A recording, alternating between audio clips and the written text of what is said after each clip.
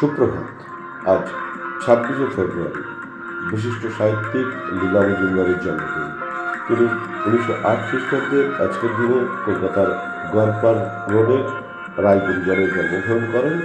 তার আসল নাম লীলা রায়। দন্ত চিকিৎসক ডক্টর সুধীর কুমার মজুমদারকে বিবাহ করা পদবীর পরিবর্তন হয়। তার শৈশবকাল শিলংয়ে অতিবাহিত হয়েছে। তিনি শিলংয়ে লরেটো কনভেন্ট স্কুলে পড়াশোনা করেন। তারপর কলকাতায় সেন্ট জনস ডায়োসেসান স্কুলে ভর্তি হন।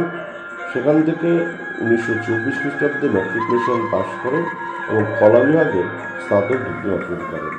তিনি অত্যন্ত মেধাবী ছাত্রী ছিলেন এবং কলকাতা বিশ্ববিদ্যালয় থেকে ইংরেজি সাহিত্যে সর্বোচ্চ নম্বর পেয়ে প্রথম স্থান অধিকার করে স্নাতকোত্তর ডিগ্রি অর্জন করেন।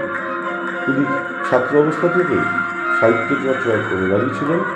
1922 খ্রিস্টাব্দে সন্দেশ পত্রিকায় তার প্রথম গল্প লক্ষ্মীছড়া প্রকাশিত হয়। 1931 খ্রিস্টাব্দে তিনি দার্জিলিং মহারানী গার্লস স্কুলে শিক্ষকতায় নিযুক্ত হন। পরবর্তীতে কবিগুরুর আমন্ত্রণে শান্তিনিকেতনে শিক্ষকতা করেন। 1956 খ্রিস্টাব্দে তিনি কলকাতার বেতার কেন্দ্রে যুক্ত হন এবং 7-8 বছর অল ইন্ডিয়া রেডিওতে প্রডিউসার হিসেবে নিযুক্ত ছিলেন। 1975 খ্রিস্টাব্দ থেকে তিনি স্থায়ীভাবে শান্তিনিকেতনে বসবাস করা শুরু করেন এবং বিশ্বভারতীর ইংরেজি শিক্ষিকা হিসাবে নিযুক্ত হন। তিনি অনেক গল্প, প্রবন্ধ, উপন্যাস রচনা করেছেন। ভুলো নামক একটি শিশু যে তার দাদুর সাথে থাকা অবস্থায় অ্যাডভেঞ্চারের সম্মুখীন হয়, এই ঘটনাকে কেন্দ্র করে তিনি হলদে পাখির পালক শিরোনামে ছোটদের জন্য একটি জনপ্রিয় রোমাঞ্চকর উপন্যাস রচনা করেন, যা বাংলার কিশোর সাহিত্যে অত্যন্ত সমাদৃত।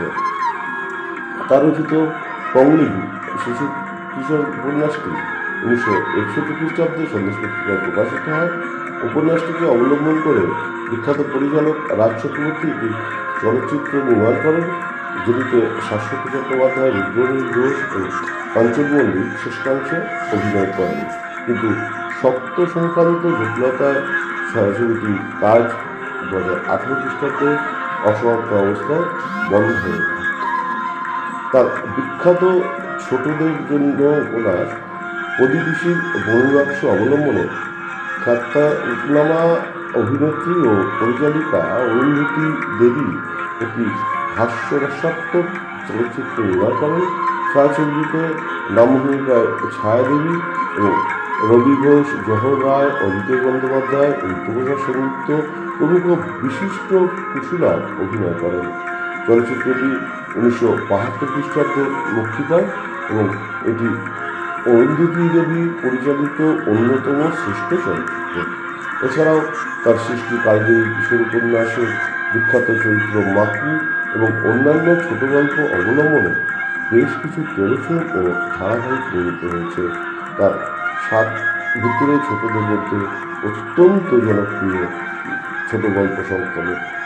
তিনি বিশিষ্ট সাহিত্যিক বুদ্ধদেব বসুর তাগিদে প্রথম বড়দের গল্প সোনালী রূপলী রচনা করেন, যেটি বৈশাখী পত্রিকায় প্রকাশিত হয়।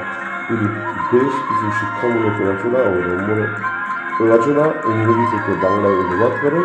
তার আত্মজীবনী পাঠ্যবইতে তিনি তার শিলংয়ে ছোটবেলা, শান্তিনিকেতন ও অল ইন্ডিয়া রেডিওর কাজকর্ম, রায়চৌধুরী পরিবারের নানা মজার ঘটনাবলী ও বাংলা সাহিত্যের মালঞ্চে তার দীর্ঘ পরিভ্রমণের কথা উল্লেখ করেছেন। তিনি তার বধপালা নাটকের জন্য 1959 খ্রিস্টাব্দে সঙ্গীত নাটক একাডেমি পুরস্কার ও তার প্রথম আত্মজীবনী আর কোনখানের জন্য তিনি 1969 খ্রিস্টাব্দে রবীন্দ্র পুরস্কার অর্জন করেন। এছাড়াও আনন্দ পুরস্কার, ভারত সরকারের শিশু সাহিত্য পুরস্কার, বিদ্যাসাগর পুরস্কার, ভুবনেশ্বরী পদক, ভুবন মোহিনী দাসী স্বর্ণ পদক, দেশোত্তম ডিলিট সহ অনেক পুরস্কারে ভূষিত হয়। তিনি 2007 খ্রিস্টাব্দে 5 এপ্রিল শান্তিনিকেতনে শেষ নিঃশ্বাস ত্যাগ করেন। জন্মদিনে বিশিষ্ট শিশু সাহিত্যিক লীলা মজুমদারকে জানাই বিনম্র শ্রদ্ধা এবং আজকের দিনটি যে সকল উজ্জ্বল তারকা স্মরণীয় করে রেখেছেন তাদেরও জানাই সশ্রদ্ধ প্রণাম। আমার অতিথিদের, শ্রোতাবন্ধুদের জানাই আন্তরিক ধন্যবাদ। নমস্কার।